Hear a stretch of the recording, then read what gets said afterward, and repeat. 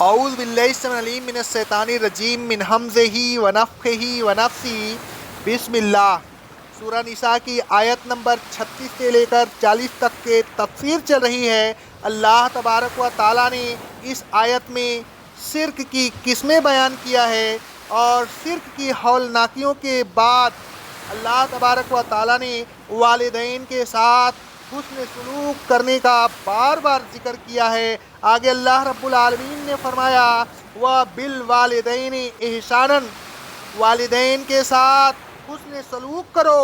اللہ تبارک و تعالیٰ کے بعد والدین کا سب سے زیادہ حق ہوتا ہے، اسی لیے اللہ تبارک و تعالیٰ نے اپنی عبادت کے بعد والدین کے ساتھ احسان کرنے کا بار بار ذکر کیا ہے۔ مثلا اللہ تبارک و تعالیٰ فرماتا ہے سورہ انعام کی آیت نمبر 152 میں، اے رسول صلی اللہ علیہ وسلم آپ ان سے کہیے آؤ میں تمہیں ان چیزوں کے نام پڑھ کر سناؤں جو تمہارے رب نے تم پر حرام کی ہے، وہ یہ کہ اللہ تبارک و تعالیٰ کے ساتھ ذرا سا بھی شرک نہ کرنا۔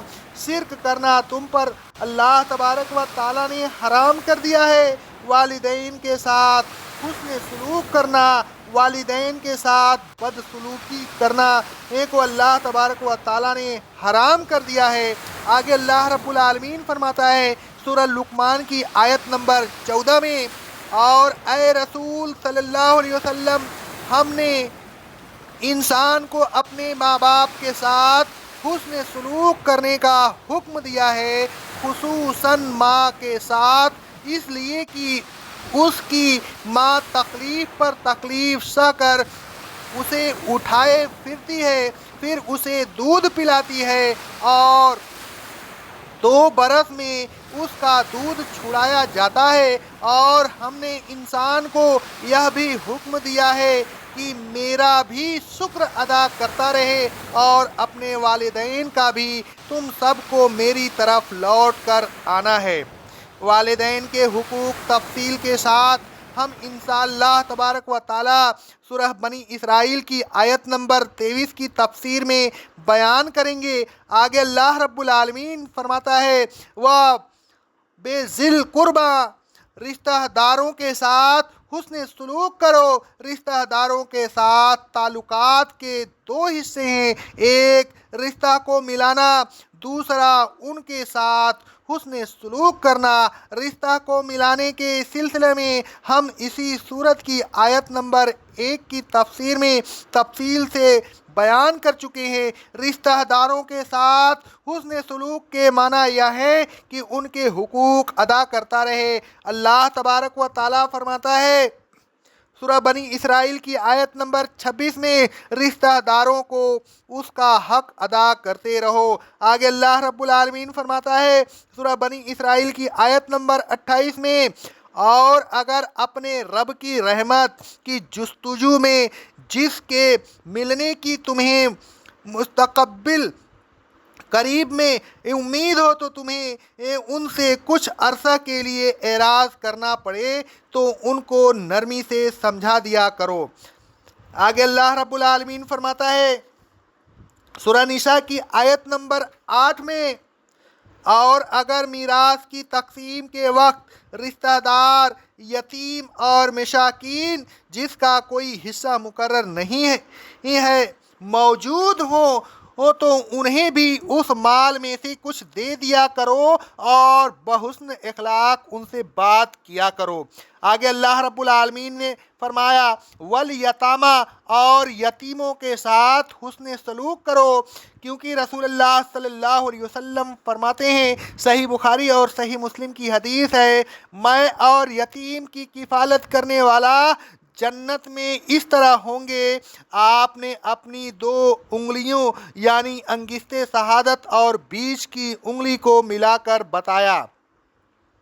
آگے اللہ رب العالمین فرماتا ہے سورہ نساء کی آیت نمبر 2 میں، اور اے ایمان والوں، یتیموں کا مال جو تمہارے پاس بطور امانت رکھا ہوا رکھا ہوا ہو، اس کے بالغ ہونے کے بعد پورا کا پورا ان کے حوالے کر دیا کرو۔ ان کے عمدہ مال کو اپنے ناکارہ مال سے نہ بدل لیا کرو، اور ان کے مالوں کو اپنے مالوں کے ساتھ ملا کر نہ کھا جایا کرو، یہ بہت بڑا گناہ ہے۔ اللہ رب العالمین فرماتا ہے سورہ نساء کی آیت نمبر 3 میں، اور اے ایمان والو، اگر تمہیں اس بات کا اندیشہ ہو کہ تم یتیم لڑکیوں کے معاملہ میں انصاف نہ کر سکو گے تو ان سے نکاح نہ کرو۔ ان کے علاوہ اور عورتوں سے جو تمہیں پسند ہو، 2 3 4 نکاح کر لو۔ اللہ تبارک و تعالیٰ فرماتا ہے سورہ نساء کی آیت نمبر 6 میں، اور اے ایمان والو، یتیموں کی آزمائش کرتے رہا کرو یہاں تک کہ وہ بالغ ہو جائیں، یا پھر جب وہ بالغ ہو جائیں تو اگر تم ان میں دیکھو کہ ان میں سوچنے سمجھنے اور نفع و نقصان میں تمیز کرنے کا ملکہ پیدا ہو گیا ہے تو ان کا مال ان کے حوالے کر دو، اور اس ڈر سے کہ کہیں وہ بڑے ہو کر اپنا مال اپنے قبضہ میں نہ لے لیں، فضول خرچی سے جلدی جلدی ان کے مال کو نہ کھا جایا کرو۔ جو غنی ہے اسے یتیم کے مال سے بچنا چاہیے، اور جو محتاج ہے وہ معروف کے مطابق بقدر ضرورت اس مال میں سے کھا سکتا ہے۔ اور جب تم ان کے مال ان کے حوالے کرو تو گواہ کر لیا کرو، اور آمد و خرچ کا حساب دے دیا کرو، پھر قیامت کے روز تو اللہ ہی حساب لینے کے لیے کافی ہے۔ اللہ تبارک و تعالیٰ فرماتا ہے سورہ نساء کی آیت نمبر 8 میں، اور اگر میراث کی تقسیم کے وقت رشتہ دار، یتیم اور مساکین جس کا کوئی حصہ مقرر نہیں ہو موجود ہوں تو انہیں بھی اس مال میں سے کچھ دے دیا کرو، اور بحسن اخلاق ان سے بات کیا کرو۔ اللہ تبارک و تعالیٰ فرماتا ہے سورہ بنی اسرائیل کی آیت نمبر 34 میں، اور جب تک یتیم جوانی کو نہ پہنچ جائیں اس کے مال کے قریب بھی نہ جاؤ مگر ایسے طریقے سے جو بہت مستحسن ہو۔ اللہ تبارک و تعالیٰ نے یتیم کا مال ناحق کھا جانا تم پر حرام کر دیا ہے۔ اللہ تبارک و تعالیٰ فرماتا ہے سورہ الفجر کی آیت نمبر 16 اور 17 میں، اور جب اللہ انسان کو آزماتا ہے اور اس پر اس کی روزی تنگ کر دیتا ہے تو وہ کہتا ہے کہ میرے رب نے مجھے ذلیل کر دیا۔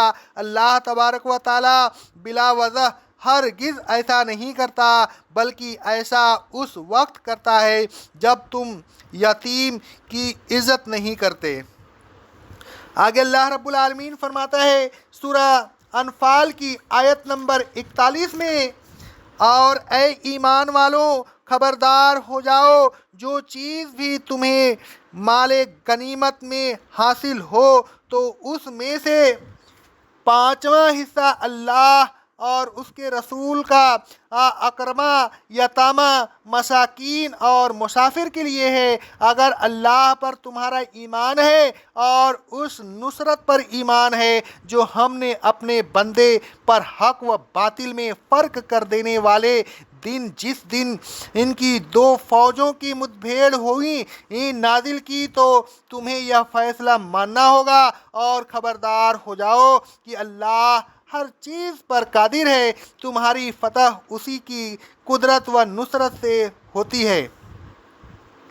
اللہ تبارک و تعالیٰ فرماتا ہے سورہ والضحیٰ کی آیت نمبر 9 میں، آپ یتیم پر سختی نہ کیا کریں۔ آگے اللہ رب العالمین فرماتا ہے سورہ حل اتاک غاشیہ کی آیت نمبر 8 میں، اور جو کھانے کی خواہش رکھتے ہو وہ اپنا کھانا مسکینوں، یتیموں اور قیدیوں کو کھلاتے رہتے ہیں، وہ اللہ کے نیک بندے ہیں۔ آگے اللہ رب العالمین فرماتا ہے سورہ لا اقسم ھذا البلد کی آیت نمبر 11 سے لے کر 16 تک، لیکن وہ घाटी से होकर न निकला। और ए इंसान, तुझे क्या मालूम कि घाटी क्या है?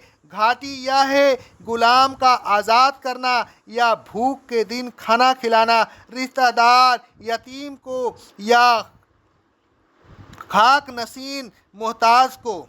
मंदरजा बाला आयात व हदीस का खुलासा यह हुआ कि यतीम की किफ़ालत करें, यतीम का माल बैना उसके हवाले कर दें, उसमें अच्छे माल के बदले ख़राब माल शामिल न करें, यतीम का माल अपने माल में मिलाकर न खा जाएं। यतीम लड़कियों से अगर ना इंसाफ़ी का अंदेशा हो तो उससे निकाह न करें, बल्कि दूसरी औरतों से निकाह कर लें। यतीम जब तक बालिग न हो जाए यतीम है। जब यतीम बुलूग को पहुंच जाए और उसकी अकल समझ बूझ पुख्ता हो जाए तो उसका माल दो गवाहों की मौजूदगी में उसके हवाले कर दें।